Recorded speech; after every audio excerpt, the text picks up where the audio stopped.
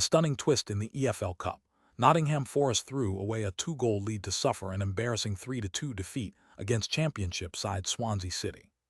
It was a match that looked firmly under Forest's control, until the dying minutes when substitute Žan Vipotnik scored a dramatic equaliser in the 93rd minute.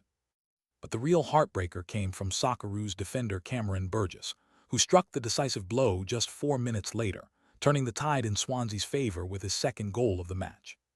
The match was a rollercoaster of emotions, especially for Forest's new manager, Ange Postecoglou, who had already endured a rough start with a 3-0 defeat to Arsenal in his first game in charge. Postecoglou could be heard berating his players in the away dressing rooms after the match, expressing his frustration over their inability to maintain control in the second half. Despite dominating possession and creating numerous chances, Forest's failure to convert left them vulnerable. Swansea took advantage, scoring with 3 of their 4 shots on target, while Forest's expected goals statistic peaked at an astounding 2.83, highlighting the missed opportunities.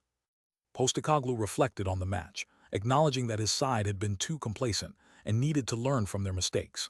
He pointed out that they had enough chances to secure the win but failed to execute. The result adds pressure ahead of their upcoming fixture against Burnley, as Forest searches for their first win under Postecoglou.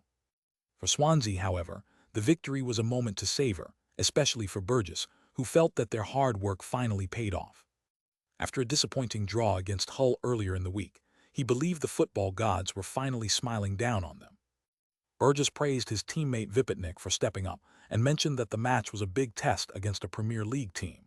The win could signal a turning point for Swansea as they aim for a successful season.